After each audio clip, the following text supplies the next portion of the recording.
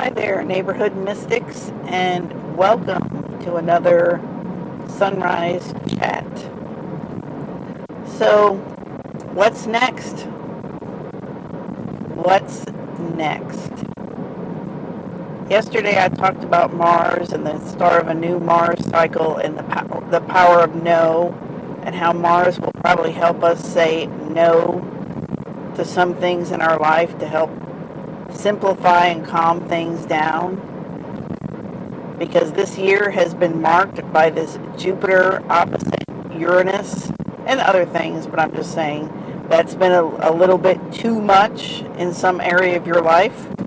For me, that's been 4th and 10th houses, work and home. So, and in October, Jupiter will move into Scorpio. So Jupiter changes signs every year, but that's a new beginning. We have the Sun-Mars conjunction. We have Jupiter moving into Scorpio, so no more opposing Uranus, no more squaring Pluto.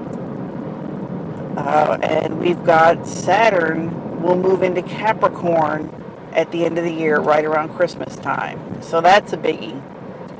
Saturn is a 2.5 year cycle. So moving into Capricorn is a biggie. It's to be out of a fire sign and more into an earth sign where things become a lot more concrete.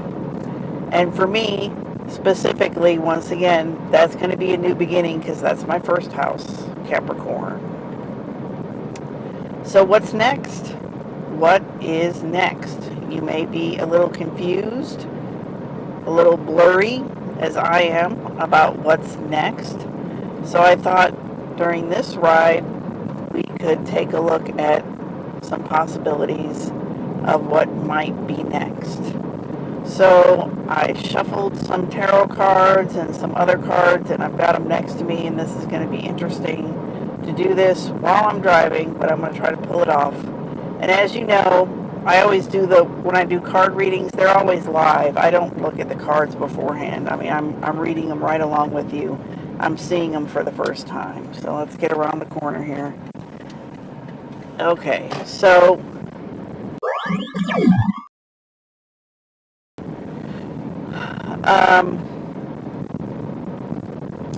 what is the nature of what's next? That's what I'm asking the cards. So I have just pulled the High Priestess. And let's see. Oh, the Empress. So that's double feminine energy there. And Six of Fire. 6 of Fire. Wow. Okay. The Empress has to do with abundance and creativity and fertility and things growing. 6 of Fire is often called the success card. This is,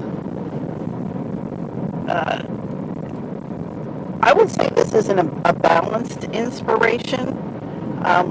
This has been such a fire year with the Grand Trine and fire and everything, and I've talked about Saturn being in Sagittarius fire, the North Node's been in Sagittarius, in Leo, and Uranus is in Aries, so we've got this fire trine and all this fire energy and everything.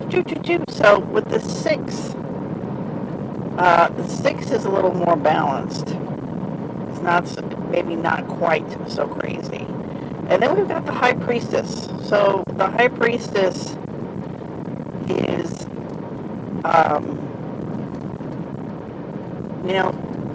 to me, the High Priestess is looking backwards and looking in,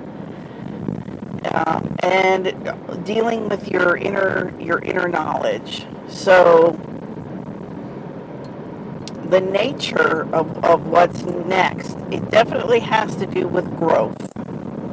And it has to do with success. And I think there's still a bit of messiness to it, but it's kind of tempered by this inner knowledge, looking within, and being able to measure it against a capital T truth. So that's for the tarot cards. Now I have another deck. This is the, so what we got is, okay, so I'm still asking about, like, what's the nature of what's next and how can we brainstorm around what's next. And this says slay a sacred cow. All right, so I believe the green cards are about judgment. So this is kind of like, it's not really the brainstorming part, it's the refining part of the process. So the refining part says, it is said that Prussian King Frederick the Great lost the Battle of Jena, meaning that for 20 years after his death, the army perpetuated his successful organization instead of adapting to meet changes in the art of war. Many rules outlived the purpose for which they were intended. What rule, policy, or way of thinking has been successful for you in the past, but may be limiting you now? What sacred cow can you slay? Wow, that's a good one. And then if you're familiar with, oh, I just put my finger in my shake.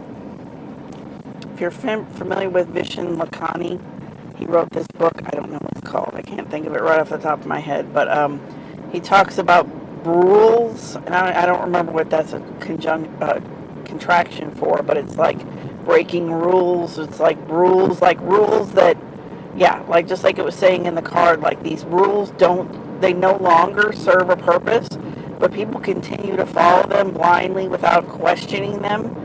So that's like a big part of whatever book I'm talking about that he, and I recommend the book. If I can think of it, I'll put it in the description.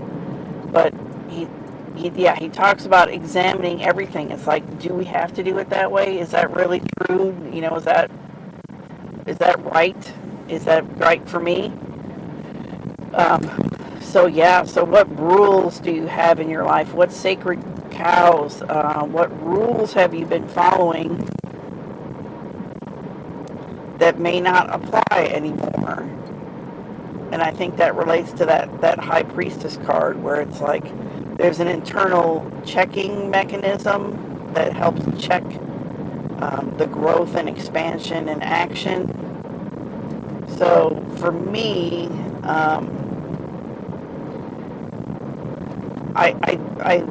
I'm thinking in that sacred cow, that rule to be questioned is, I have to work hard for money. I have to work long hours for money. It's around that issue with earning money and having to trade. Oh, that's trading hours for time. I have to trade hours for money. I have to trade my time for money. It's one of those things that usually with a lot of these sacred cows or rules, it's like on the one hand, one part of you can say, I know that's not true. I know that I can change that. I know that, I don't have to follow that. But then on the other hand, there's something very ingrained about it, and you just keep doing it, kind of thing. So, so it's like on the one hand, I totally get it that, I don't need to be trading hours for money. I don't need to be working 10, 11 hours a day just to survive it. There is a better way, but the question is how to stop doing that and how to make it actually work. And like I said, for me, that's the Jupiter opposite Uranus in my 10th and 4th house. That's where it's been too much over the top, and that's where the shift needs to happen.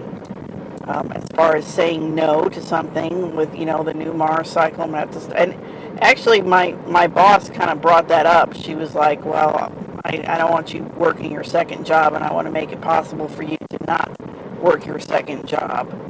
So it's coming up. It's D-Day is coming.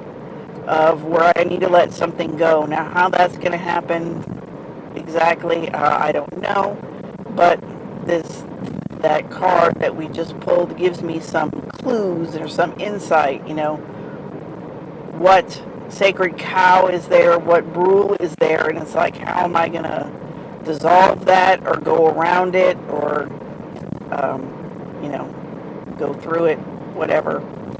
So that's our sunrise chat for today.